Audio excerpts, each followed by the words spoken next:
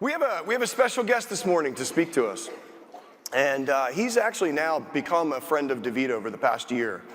We've met this gentleman about a year ago. He's actually originally from a Vietnamese refugee family, and he came to the United States and he became an entrepreneur at a very, very young age. In fact, he won a Young Entrepreneur's Award when he was very, very wee little.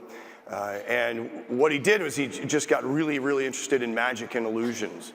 And so a fascinating thing, and the thing that we love about this gentleman and why he's become a friend of DeVita, I think it has way less to do with the magic and the illusions part, and way more to do with the fact that he's fascinated with not just the illusions, but what the illusions have to teach us about who we are as human beings. So I hope that you learn as much as I did the first time I saw him speak. And so please help me welcome to the stage Vinh Giang. Come on out, Vinh.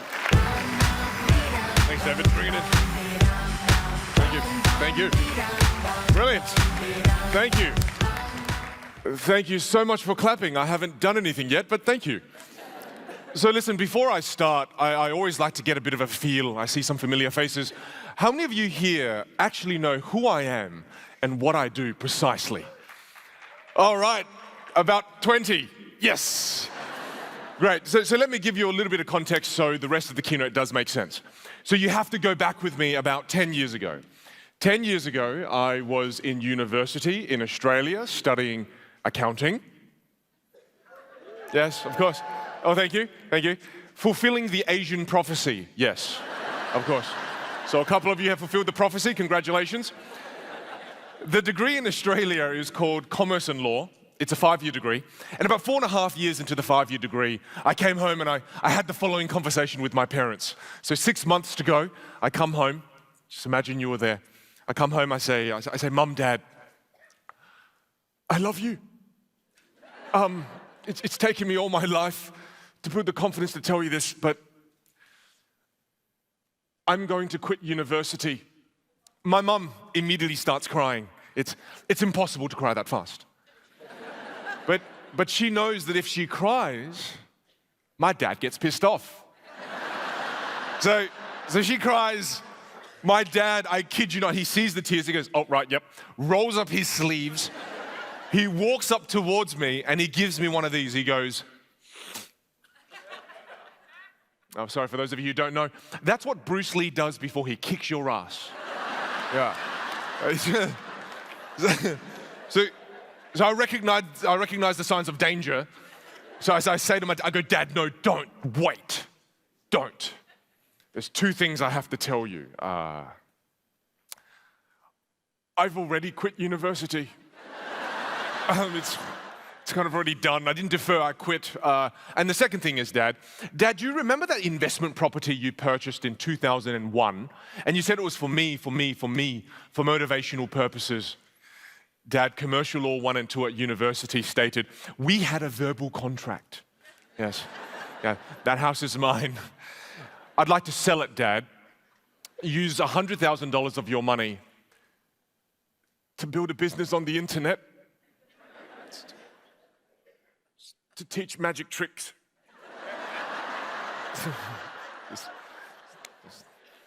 No one was laughing then. Just to make sure we're on the same page too, I've just told a 60-year-old Vietnamese man who's been through the wars on a boat for 2 weeks to get to Australia to give this son an education, just told him I wanted to be Harry Potter. Yeah. So you've got to understand, at this point, my dad is furious. He's furious. He doesn't know what to do with himself. He's so angry. He looks to my mum for instructions, who's now crying for real, leaves me in the lounge room, picks up my mum, and they both walk into the kitchen. And at this point, you must understand, I was thinking in my head, why would you go to the knives are in the kitchen? So I begin to panic. And I'm thinking, what are they saying in there? And this is what I'm thinking my dad's saying. He's probably saying something like this. My dad's probably saying something like this to my mum, like this. Don't worry, honey, don't worry, okay? We kill this boy tonight. Okay? Honey, don't worry. Don't worry, okay? Tonight. We make another one, okay? Don't worry.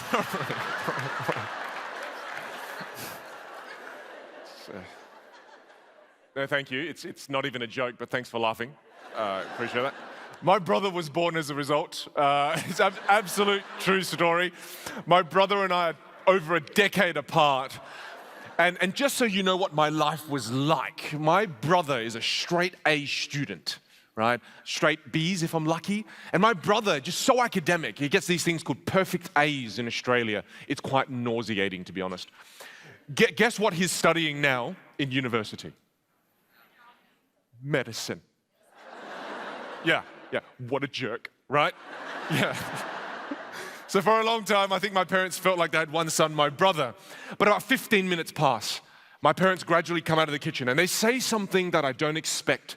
Very difficult to surprise a magician, mind you. But they do. And one thing you need to know about my dad, he's the eldest brother of 7 brothers. He was the one that made the decision to flee Vietnam, leave everything they owned behind, to find a new home for his unborn children. I wasn't born, and he thought of me. My dad's a pretty cool guy. So he comes out with my mum, and this is what my dad says. He goes, boy, I didn't risk my life. I didn't risk the lives of all your uncles, all your aunties, especially your mum and your grandparents. I didn't risk everybody's life in our family to try to find freedom to then force you to do something you don't want to do. If it's magic, it's okay. And then the most beautiful words he said then followed. He said, son, in this life, you owe me one thing. Do you get this? You owe me one thing. You have to jump as high as you can in this life. And as long as I'm alive, I'll forever be your net. And, oh, thank you. Thank you very much. Thank you. And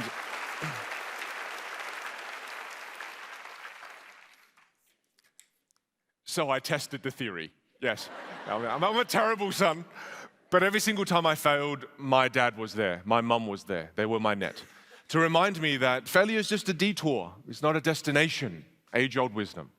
Every single time my university friends would then outcast me because I was a university dropout, my mum would remind me that the adversity you go through, it's the training required to become great. Stop shying away from difficult times. It's the training to become great. No adversity, no greatness. And then every single time I needed an extra $200, Dad was there. Yeah. Charged a ridiculous interest rate. Yeah. Why do I tell you this, though? I tell you this before we begin because I want you to know who I am before we even start.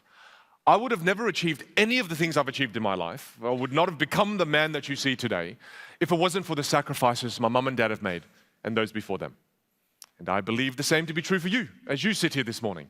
You would not be who you are, and you would not be where you are if it wasn't for the sacrifices your mum and dad have made and those before them. So before we begin, can we clap it up for our families?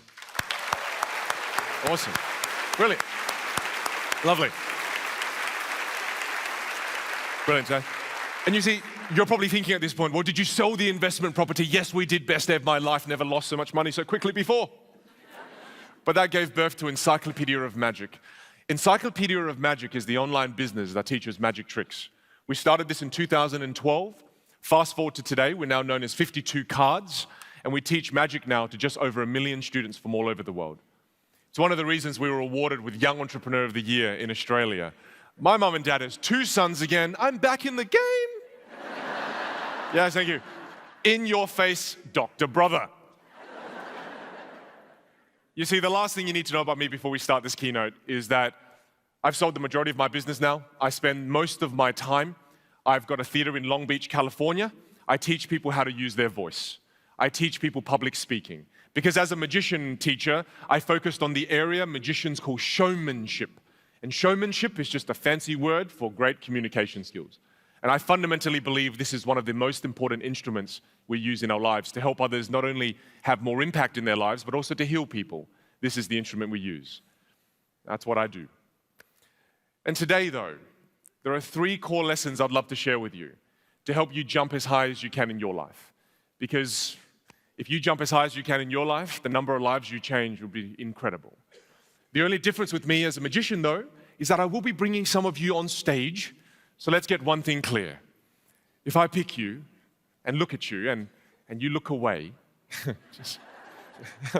I can still see you. So please, let's avoid any awkwardness.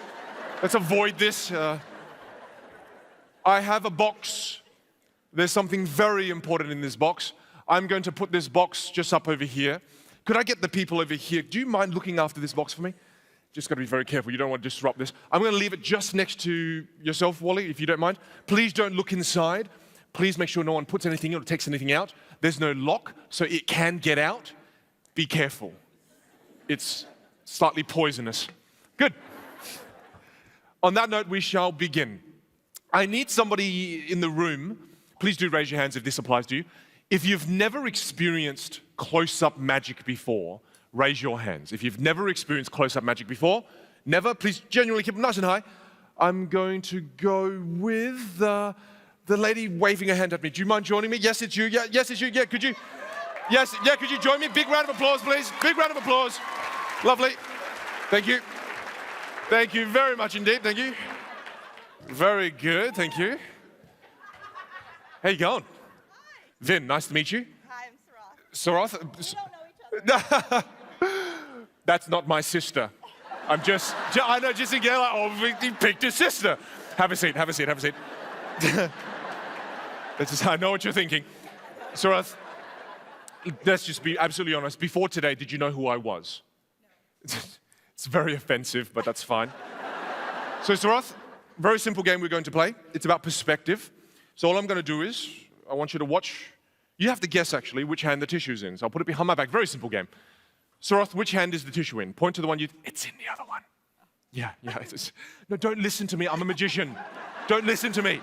But go with your decision. Okay, we'll try it again. Watch carefully. I'll go once, twice, thrice. Which one's it in now? What would you say?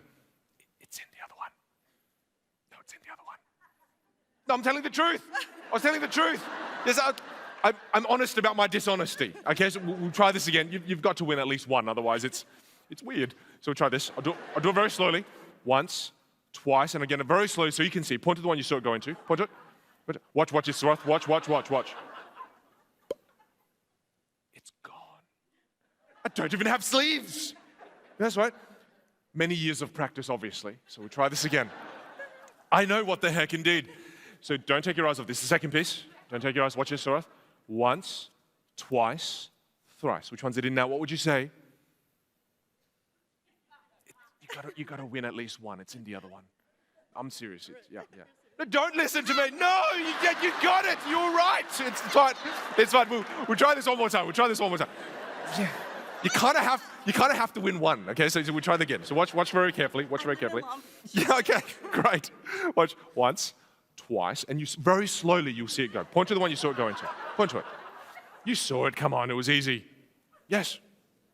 I'm still gonna go. Okay, you go with this. Okay, watch. It's so funny. Watch 1, 2, 3. It's gone again. In your pocket. No. But here's the thing. So right now, Sarath is thinking. She's thinking. No, it's not. No, it's not in your pocket.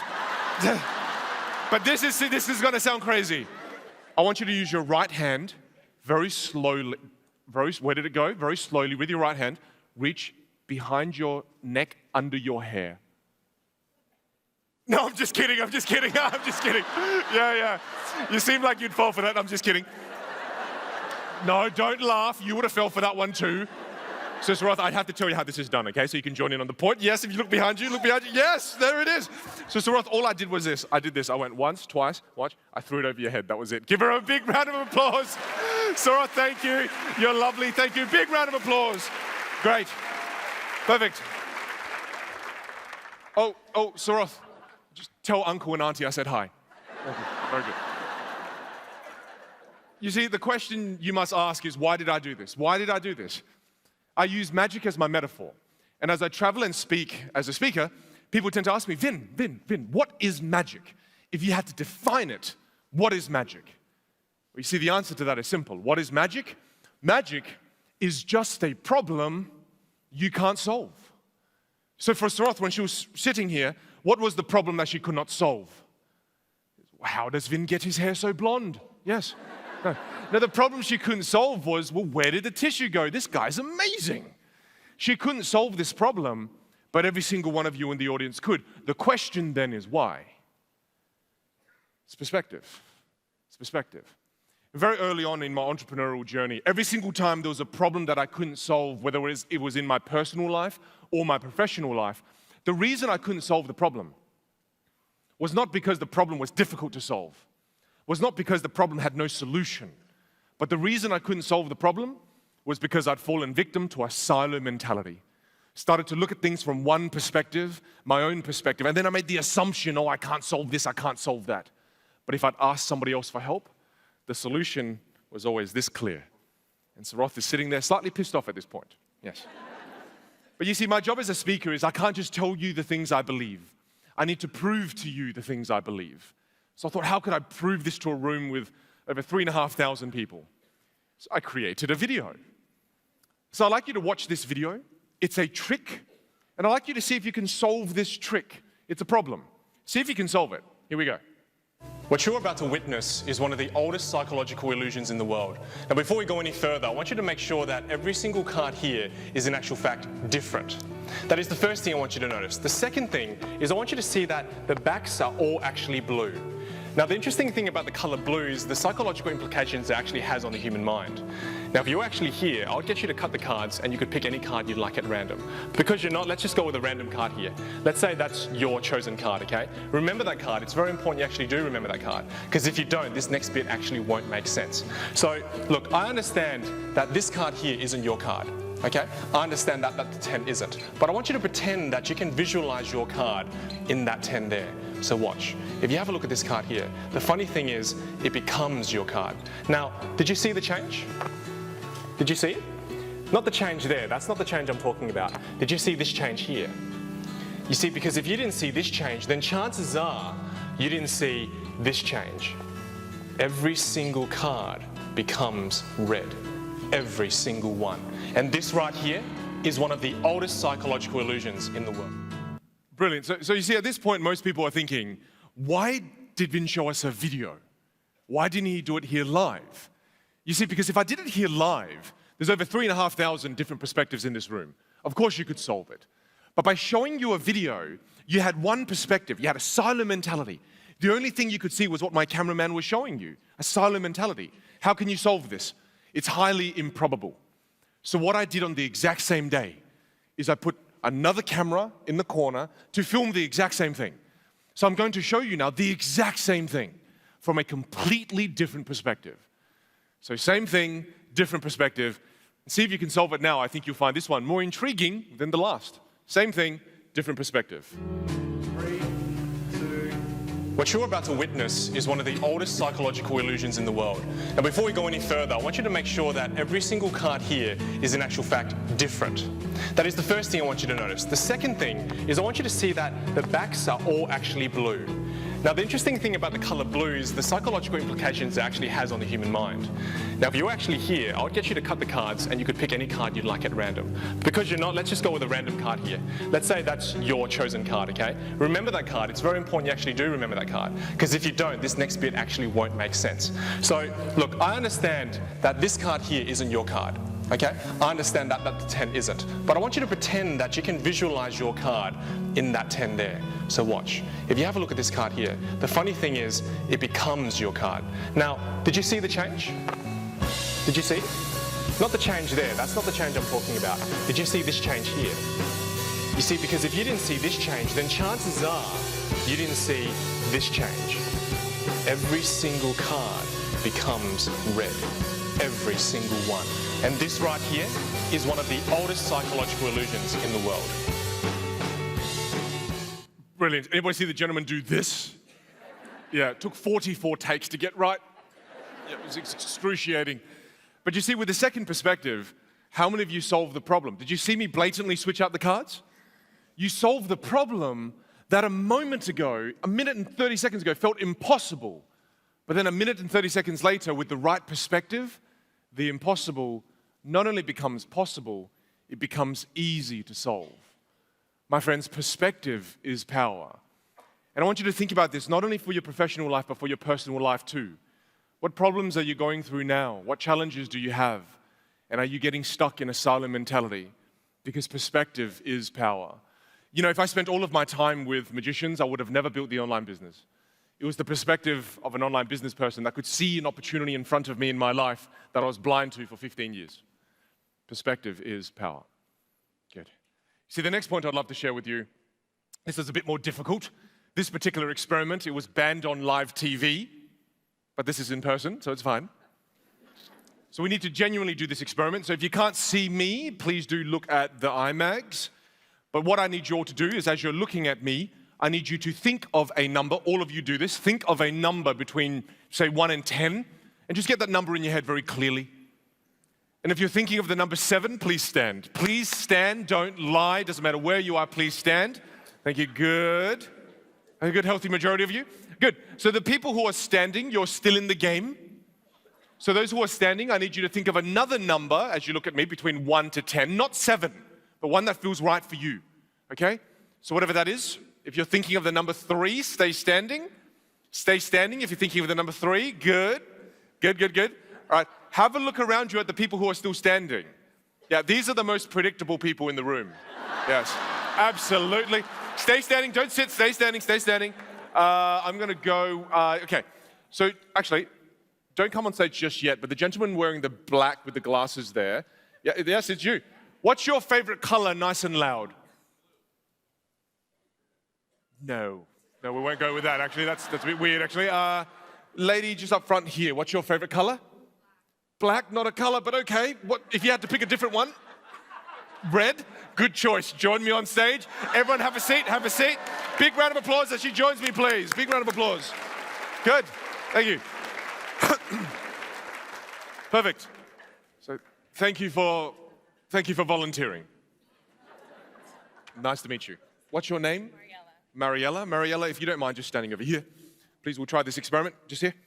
And face me, Mariella. This is about influence. You can see the slide there. It's about influence, okay? So Mariella, I'm going to give you the wonderful opportunity to win 50 cents Australian. Yes. Oh, worth less than it is here in the US, yes. Mariella, I'd like you to hold the coin behind your back like this between your fingertips, please, if you don't mind. Thank you. And I promise I won't look at the screens in a moment, but in a moment, I want you to make a decision in your head which hand you want to put the coin in, Mariella. But don't let me influence you. So I'll just say one thing, Mariella, before we start. Free choice. In a moment, I want you to put the coin in the hand that, you know, feels right for you. And the hand you have left, just leave it empty, okay? Good. Whatever that means, Mariella, make a decision. Bring your hands forward like this, please, quickly as you can. I won't look. Good. Do you feel that was a free choice, yes or no? Yes. Did you hear what I said? I said subtly, I said, put the coin in the hand that feels right and leave the hand that's left empty. I told her to put it in the right hand. So she's up here a little bit nervous. She does exactly what I want her to do. Could you open your right hand, please? Open it. Yes, it is. Good. We'll do it for... You're perfect for this. This is great. This is fantastic. This is perfect. This is good. So Mariella, think about this. You've just put it in the right hand. So out loud, what do you think most people do now? They keep it in the right hand. Yes, they do this, but you don't have to do that. You just do what feels right.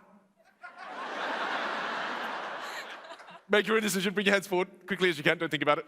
Now, did you put it in your pocket? No. Okay, good. But you see, this time, she's now thinking to herself, he said right again. But then in her mind, she's thinking, he's bluffing. Yeah, that's what everyone thinks. They go, oh, he's bluffing, and that's when they fall for it, and they do exactly what I want him to do again, and they keep it in the right hand. So could you open your right hand again? Open it. Open it. Yes, good, that's still in the right hand. Behind your back, behind your back, behind your back, behind your back.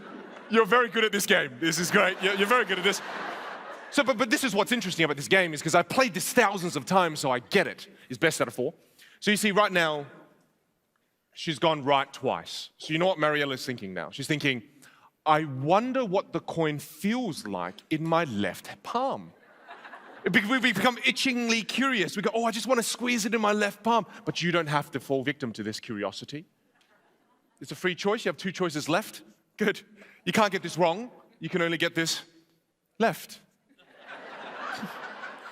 Make your own decision. Bring your hands forward nice and quickly. And face the audience, Mariella.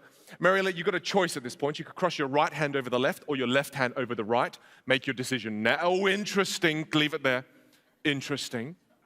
Let me tell you why. You see, cross it all the way. You see, the top hand it's not as obvious as that bottom hand over there, because the bottom hand, she knows how I'm playing this game now. And originally I was on the other side, so the coin that she has, she will put it as far away from me as possible, which is in that one there, which I believe is the left. So could you open the left? Open it. Yes, good, that's 3 out of 4, good.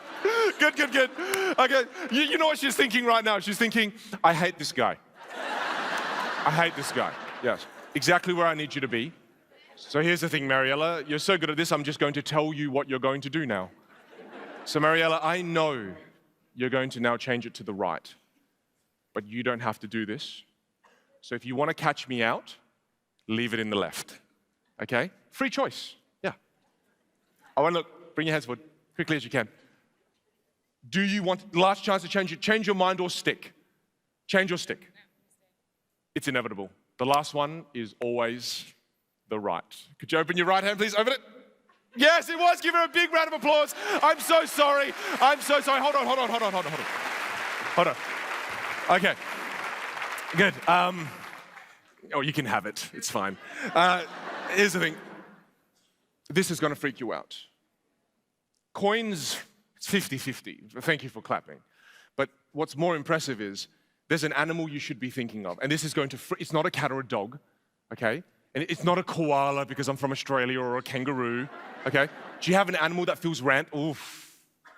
I know the exact animal you're thinking of. This is going to freak you out for the first time ever. What's the animal you're thinking of? Bear. Sorry? Bear. That's exactly what I wanted you to think of. Thank you very much indeed. Thank you. Of course, it was a bear. Thank you very much, Mariella. Thank you. It was bear. Yes. Mariella, just a roar. Bear. Perfect. So you're all probably thinking at this point, what on earth was this? I did this to prove to you that influence is one of the most powerful forces in life. But I need to prove this to all of you, not just Mariella. So please, join me in doing this. I would like everyone to hold out their right hands, please, if you don't mind. Right hands, good. Turn your right hands upside down. Point all your fingers together. Bend your arm 90 degrees. This next bit, do as quickly as you can. Please don't hurt yourself. Quickly as you can, take all the points of your fingertips quickly as you can. Everyone go to your cheek and turn to the person next to you. Say, that's your chin, not your cheek. Yeah. Yeah. And just in case you're wondering, Mariella fell for that one too. So just in case you're wondering, yeah. But you see, what is that an example of? 95% of the room falls for this. That's an example of visual influence. Or Simon Says. Up here on stage with Mariella is a game of linguistic influence. I cannot prove to you anymore, influence is one of the most powerful forces in life. And this next lesson is for you. Because I believe as you grow personally, you flourish professionally. This next one's for you. When I learned this next lesson from my mentor, David Griggs, in my early 20s, he said, Vin, if you just get this one lesson about influence, you can craft any life you desire. And the lesson was this. He said to me, Vin, you are the direct reflection of the top 5 people you spend time with. Vin, you are the direct reflection of the top 5 people you spend time with. That's who you are. But this is an assessment of who we are in the present, not as useful for the future when we look forward. So what does this mean for the future? What it means is we can choose who we become in the future by deciding who we spend time with today. We can craft the person we become. Is there a skill you wish to acquire? Is there an attribute you wish to acquire? Bring that person to your top 5 and watch them influence you. Don't leave that to chance. Craft it. You see, I've wanted to be a speaker now for, for about nearly 10 years. And I remember asking the same mentor who taught me this, David. I said, David, I really want to become a speaker. What do I do? And David said, Vin, if you want to become a speaker, teach public speaking and communication skills, then you need to do 2 to 3 years of vocal classes, 2 to 3 years of theater classes, learn how to use this instrument and this instrument. And funny enough, David had a school for theater and singing. Good for David. I paid David quite a bit of money. But more expensive than that, I gave him 3 years of my time and I did his classes. And at the end of that, no speaking career. Yeah, didn't teach anybody public speaking at all. And I was like, David, what's going on, mate? Where's the speaking career? Where's the workshop career? And David says, oh, Vin, you're so stupid. Vin, you spend all of your time with 4 magicians and 3 online coders in an office that's underground and you don't talk to each other. If you want to be a speaker, Vin, bring a speaker into your top 5. So the stalking began. So I go onto Google and I Google best keynote speaker in Australia. And I come across this gentleman here, Matthew Mihaljevic, an incredible entrepreneur, started his life in Poland, moved to the USA, built multiple companies, and then moved to Australia, did the same thing.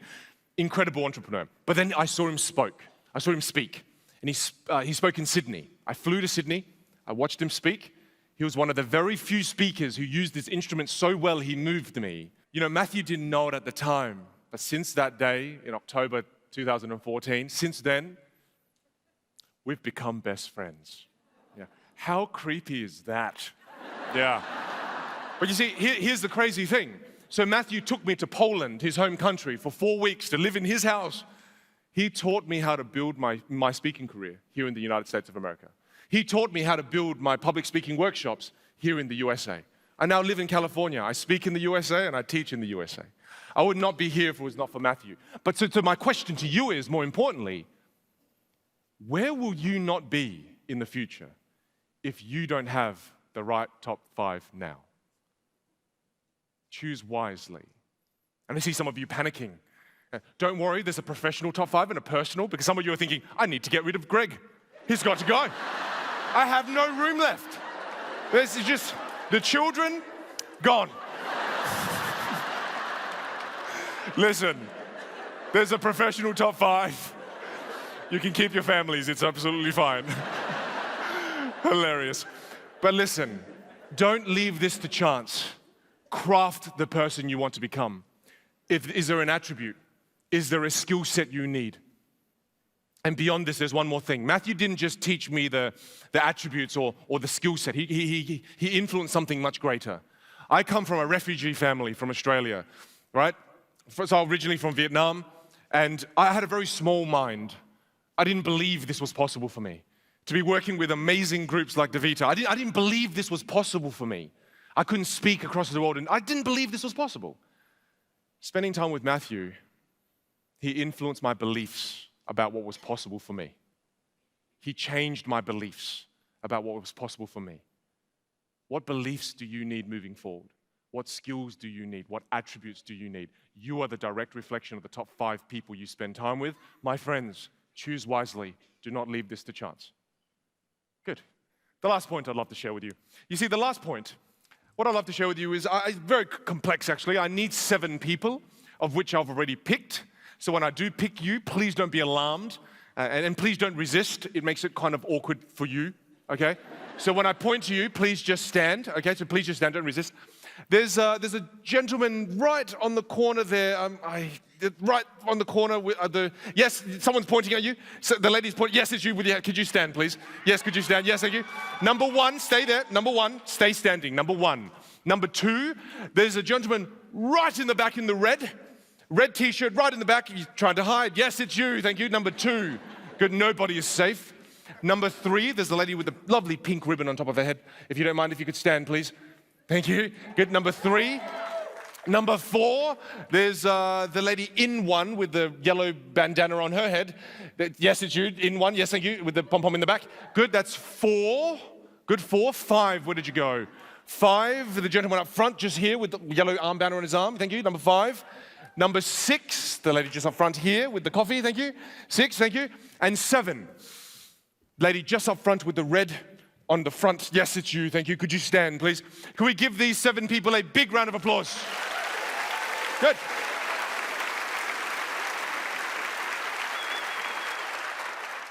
The 7 of you have a very important task. You need to pick a number between 1 and 45. Not necessarily 1 or 45. Somewhere in between there, okay? And the most common number to be picked is 37. Okay? So don't pick that, okay? But you can. You totally can, because it's a free choice. And the only rule in the game is if somebody else picks your number before it's your turn, you have to pick a different one. Does that make sense? Good. And you're gonna have to use your voice for me. The first number, what would you like, ma'am? Nice and loud, please. 25, good choice, 25. Thank you very much, 25. I'll go to the gentleman over there. 34, good choice, 34. Thank you, correct. Thank you, and the gentleman right in the back. 2, correct again, thank you, 2, thank you. And I'll go with the lady up front, what would you like, nice and loud? 19. Right. Would you like to change your mind? No, just asking, don't get angry. Okay, just asking. So is it 19? No, 19. Just, be very scary to be in a relationship with her. She's very strong. I wouldn't get away with anything. The lady just over there, what would you like? 33? Good choice, thank you. 33, thank you, 33. 33. The lady over there in the yellow. 32.2. Yeah, you can't do that. Yeah.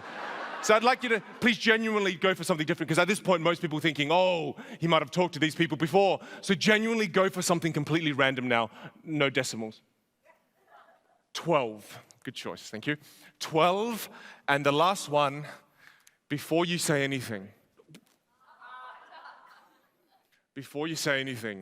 the number you're thinking of was wrong, okay? 3 is incorrect. So I'd like you genuinely to change your mind once as well, if you can. 7, correct, thank you very much for that. 7, good. 7, thank you. Perfect, could we give these people a big round of applause as they have a seat? Have a seat. For the last piece I'm about to share with you, this is what a magician performed in 1907. And when the magician performed this, he made the world believe that psychic powers, mind reading, and fortune telling was real with this technique.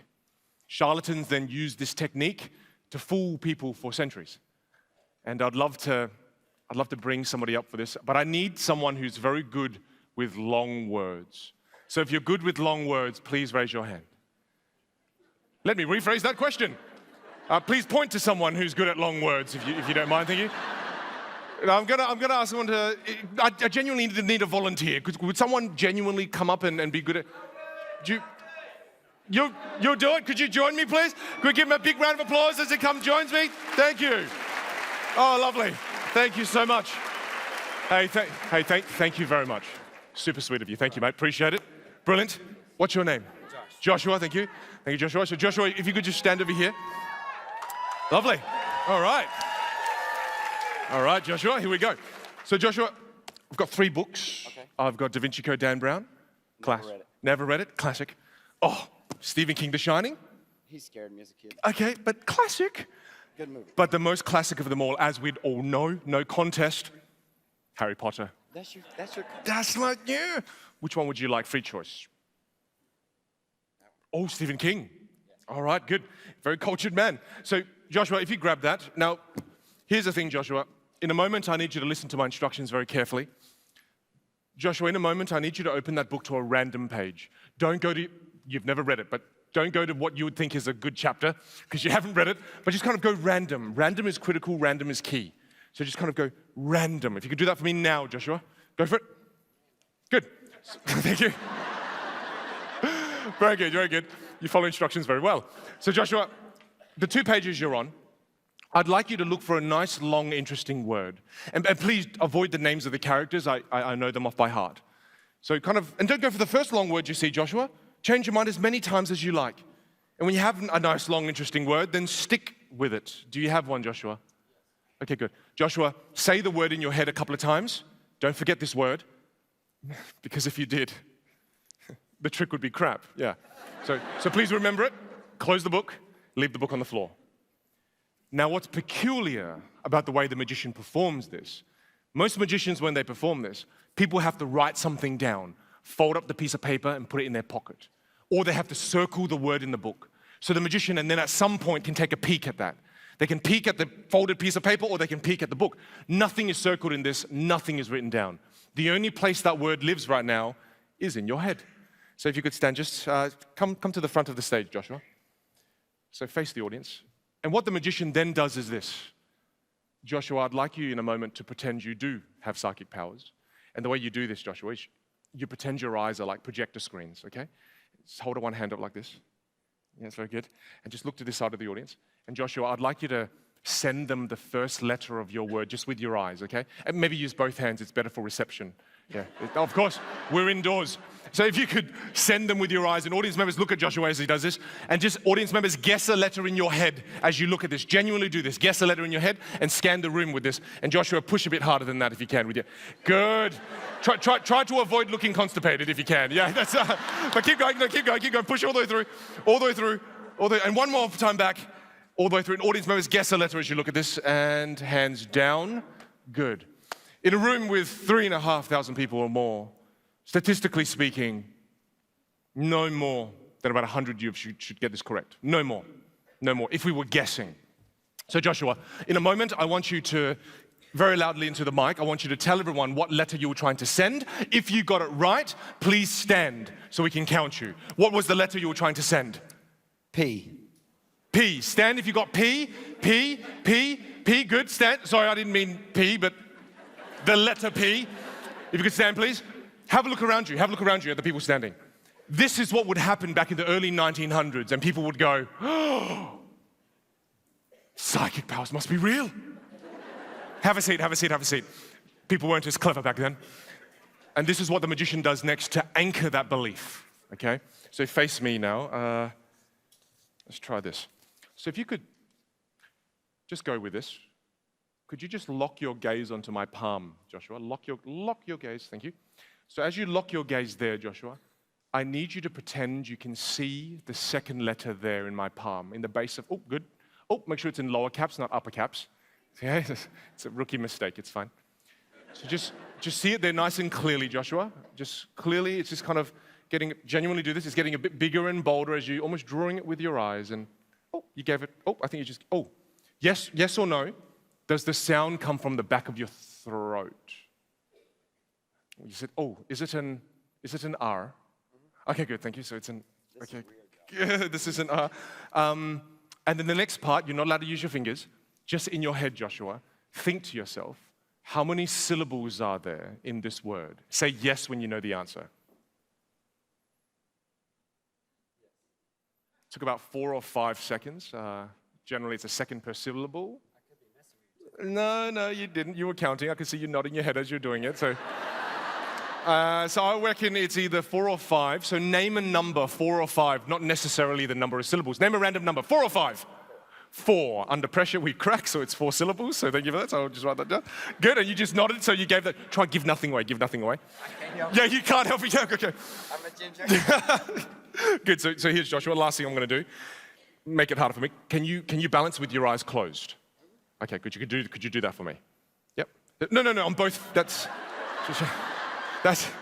drink driving. I don't know why you went straight to that. That's hilarious. Both feet on the ground. You don't have to do one. But just naturally guilty. I like it. So, just both feet on the ground. Just both feet on the ground.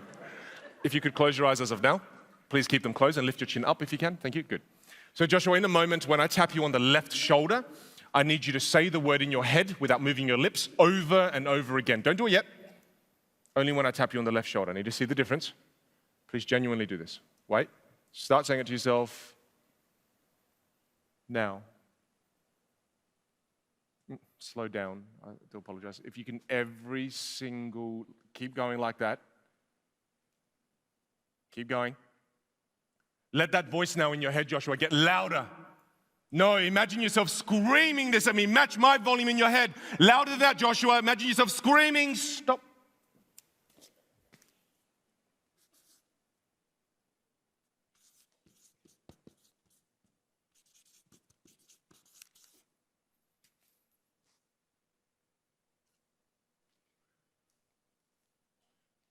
If I get this wrong, it's his fault. I think it's quite painfully obvious at this point. Could you close your eyes? I'm going to show them what I believe it is. It should be this. It doesn't have to be this, but it absolutely should be because of the way that last bit kind of resonated. It should be this, okay? So, could you open your eyes, Josh? Did you change your mind at least once? Okay, cool. I told you to, but what are your instructions for? All good. That's fine. Oh, bugger that. Okay. You didn't change your mind? Yeah. Oh, you did now? Oh, God. Bugger it, it's probably too late. In a very loud voice, what was the word you were trying to send? What was it? Oh, my word? Yes? Oh, predetermined. Predetermined into the microphone. It was predetermined. Yes, it was. Yes. Big round of applause, please. Thank you very much indeed. You're amazing. Thank you. I appreciate it. Thank you. Big round of applause. Good. Predetermined. Good. Good. Okay. In 2012, you must understand, there was nothing more that I cared about in my career as a magician. Professionally, in my industry, this was the most impossible thing. And all I had to work with was 4 sentences from a newspaper extract from 1907 that described this trick. So I took that extract, I photocopied it from my state library, took it to all my magic buddies and said, we must learn this. This is the most impossible thing to do in our industry. And they all looked at me and they said, far out, mate, calm down. Then a book like that has 100,000 words. That's 100,000 out of 1. It's impossible. You're an idiot. Obviously, I removed them from my top 5. Okay? And something truly profound came as a result. All my magic buddies who believed that this could not be done, guess what? They didn't even try. They didn't even try. And guess what? When they tried, they half-assed it. They didn't even give it a full ass. Right? Yeah. I gave this both cheeks. Okay? And here's the thing. I found the method. I discovered the method. And my friends, moving forward in life, professionally and personally, you will face challenges that feel impossible. You will want to have goals that sometimes feel outrageous and impossible. I want to tell you how this trick is done. I'm going to teach you because I know you will face these impossible challenges and impossible goals that you want to achieve. So let me tell you how magicians create the impossible and use this as a metaphor the next time you encounter something that seems challenging or difficult. You see, what's the first step?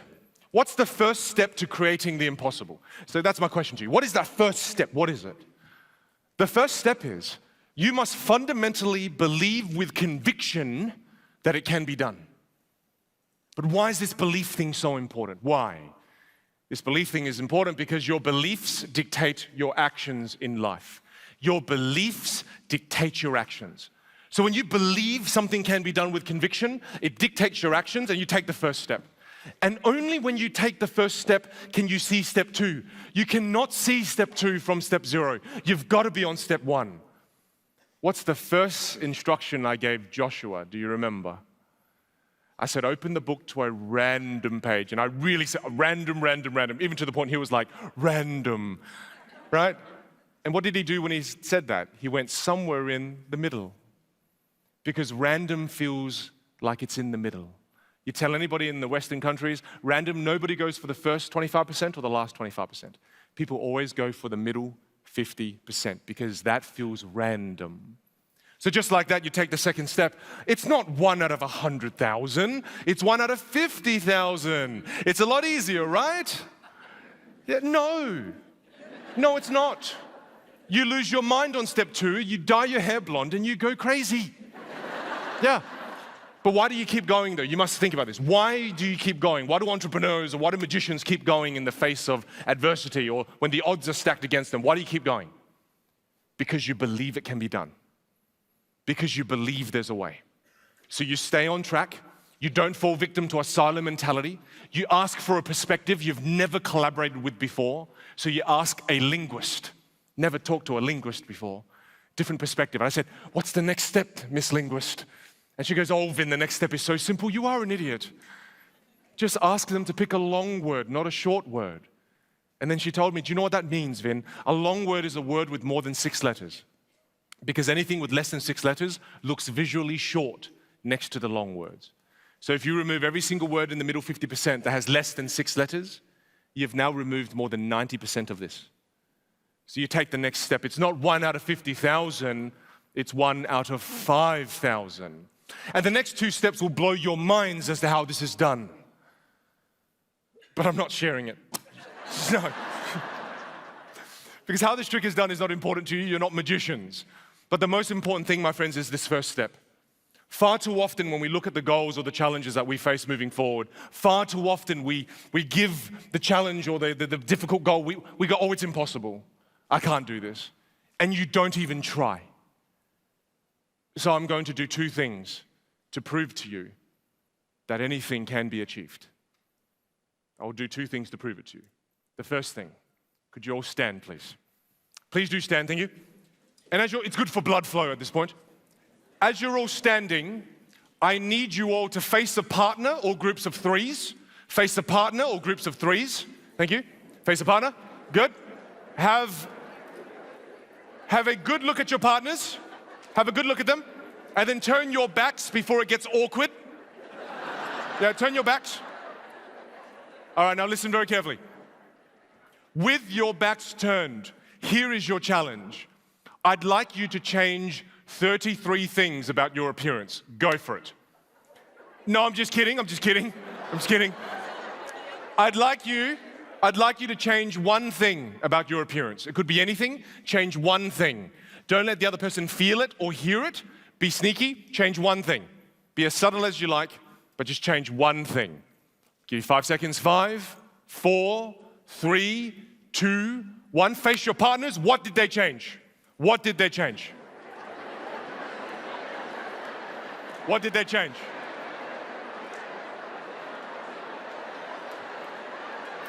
Good. All right, turn your backs, turn your backs, turn your backs, turn your backs, turn your backs, turn your backs, turn your backs. All right, once you're done, turn your backs. Turn your backs. Now listen. Here is, with your backs turned, here is your next challenge. Turn your backs. With your backs turned, here is your next challenge. Some of you were being quite difficult, so I'd like you to change 1 more thing. Wait. But this next time, if your partner didn't notice, please be more dramatic. Okay? Obviously, don't take off your clothes, all right? But please change 1 more thing, and be more dramatic. 5 seconds. 5, 4, 3, very creative. 2, 1. Face your partners. What did they change?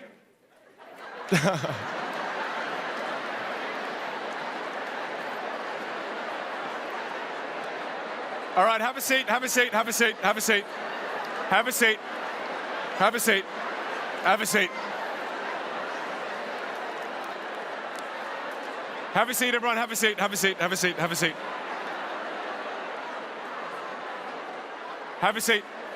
seat. Be seated.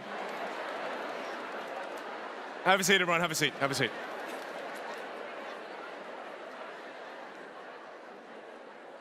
My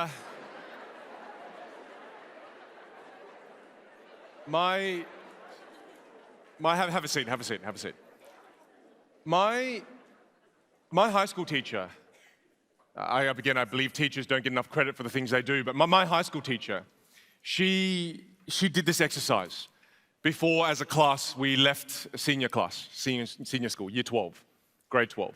And before we left, then she would always say, you do amazing things in life, my students. And before we left, she did this exercise, and she says, right after she does the exercise, she says to us, she goes, right, you lot, anything's possible in life. And we were like, what? Miss Beecham's crazy. And then she said the most profound thing, and please, I'm borrowing her words at this point. This is what Miss Beecham said to us, as I'll say to all of you. Right in the beginning of this exercise, when I asked all of you in this room to change 33 things about your appearance, how did you feel? Overwhelmed, right? You felt like it was impossible. And then what do? You go, nah, it can't be done. And you kind of laugh a little bit, and then you all kind of just do this. It's the universal sign for giving up, I guess. But then there's this mental block that happens, and then you don't even try. Then what happened after that? Tell me, how did you feel when I then asked you to change 1 thing about your appearance? How did you feel? Oh, relieved? Easy, not difficult. You don't even think about it. There's no mental block. You just go ahead, you change one thing. Some of you even had fun. Yes. Then what happened when I asked you to change one more thing? How did you feel? Oh, I got this. It's not hard, no mental block. You just went ahead, you changed one more thing. Some of us had more fun the second time round. I promise you, if I wanted to bore you all to death, I could have stood up here and said, change one more thing, change one more thing, change one more thing, times 33. Every single one of you in this room, whether you initially believed it could have been done or not, you would have discovered a way to change 33 things about your appearance. What does that tell you about the impossible? Is that anything can be achieved as long as you just take it one step at a time. I'll do one more thing.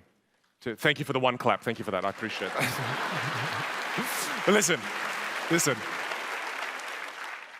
I will do one more thing to prove to you that anything is possible. But before I do this, if any of you want any of my other talks, if you want a copy of this talk, or if you want my keynote slides, or you'd like to join me for a workshop at some point in Long Beach, my students say my public speaking classes are like 3 days of nervous diarrhea. Yes, so if you do want to come, bring extra pants. Yes. I'll leave this there for you if you'd like to take it down, but here's the thing. What's the most impossible thing in this world? I must do it. Because if I can do the most impossible thing, it therefore makes everything else below it possible. And the most impossible thing is in that box.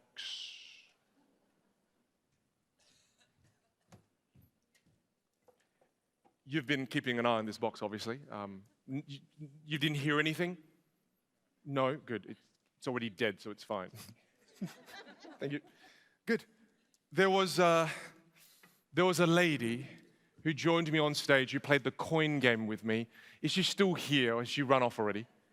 Oh, good. Could you mind joining me back on stage, please, as one last time? Could we give her a big round of applause as she joins me?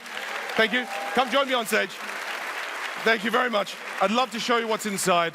You see, inside the box that the gentleman so lovely, he took care of it for me, I have a jar, and inside the jar, I keep a scroll, so thank you for this. And inside this scroll is something for you. I just wrote a few things about how the show was going to go, so if you could just stand here, please, if you don't mind. Thank you. If you could grab the scroll out. I don't want to touch that. Don't open it just yet. And in a moment, just so you all have context, before I start my keynotes, I always write down a few things about how I think this presentation is going to go, especially the people I'm going to bring on stage. So the first thing, if you could hang on to this mic as well with one hand and just hold on to this piece of paper with this hand over there. The first thing I wrote was, who is going to think of the number 7 and 3? You did. You thought of the number 7 and 3, then you came on stage. So I wrote a few things about you that I couldn't possibly know. Okay. So the first, I would not know this about how you would appear. How could I know that you would be wearing a white name tag? Yeah. Impossible. But then look, I thought I'd take it a bit further so she knew it was her. So just in case, I wrote a few more things about you. I wrote that you'd also have dark hair. Dark hair indeed. And then look, let's push it a bit further. And then I said, you'd also have a red top. Yes, red top indeed. And then I thought, you know what? Oh, by the way, this is magic, not stalking, okay? It's a clear difference. If you can hang on to this bit now and let go of the other bit. So here's the thing.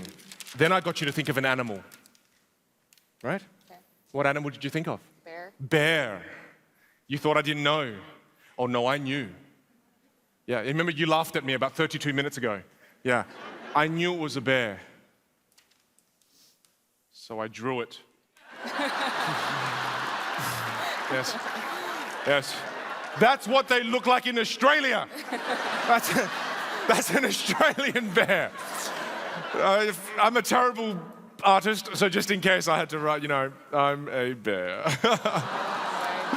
No, thank you. No, thank you. And all at once or none at all, please.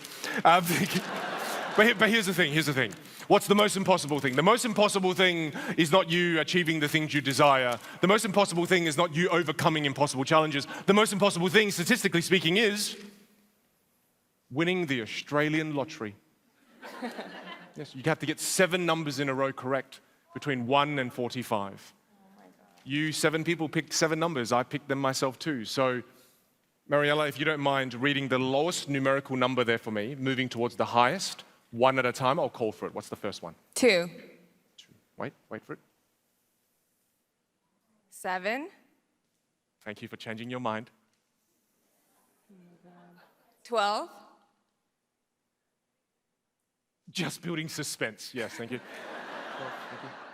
19. 25. And at this point, you've won $38.50. Yes, next one. 33.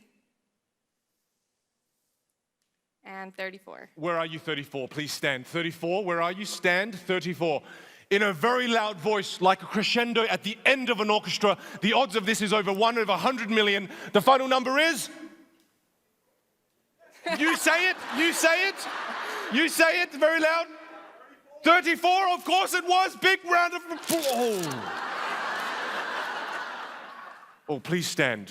Please stay stand. Okay. What's your name? Aaron? Darren? We got this. Don't lie. Don't lie.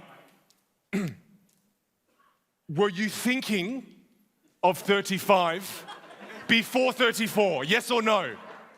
No, not even to save the show. Thanks, Darren. You're a great bloke, mate. Cheers for that. That's great. All right, well, just thought I'd open a window. Well, I'm so glad you didn't think of 35. Because if you did, this next bit wouldn't really make sense then, would it? It was 34. Big round of applause, please. Thank you very much, Mariella. Thank you. You're amazing. Thank you. Big round of applause. Good. I'll leave you with this. I'll leave you with this. Think about this. You now know from the last part that I was talking about in the keynote, your beliefs dictate your actions. This is when the lessons come full circle. If your beliefs dictate your actions, then you must question, where do our beliefs come from? Where do our beliefs come from? Our beliefs about what's possible for us personally, our beliefs about what's possible for us professionally, where do these beliefs come from? These beliefs come from the top 5 people you spend time with. My friends, if you change your environment, you change the perspectives you have access to, changes your beliefs, it changes your actions, it changes your entire life. I'll leave you with a quote. Does everyone know who Steve Jobs is? That's a wonderful company, Apple. What a wonderful charity. Yes. You give them money every 6 months and you get a free iPad. Yes. But he has this wonderful quote that is so relevant to what you all do. And he says, those people in the world who are crazy enough to believe that they can change the world, they are the people who actually do. Those of you in this room, make it relevant for you, who are crazy enough to believe you can achieve anything you desire in your life. You're crazy enough to believe this. Then, my friends, you are the very people who will do just that. Good luck. Thank you very much indeed. Thank you, my friends. Thank you very much.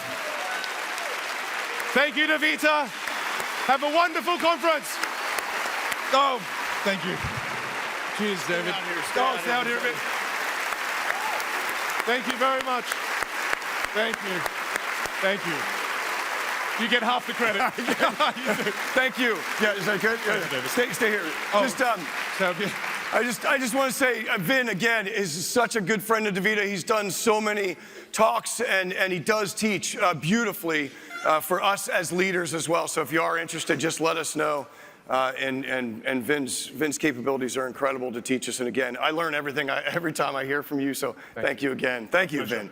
Thank you, All right. everyone. Thank you.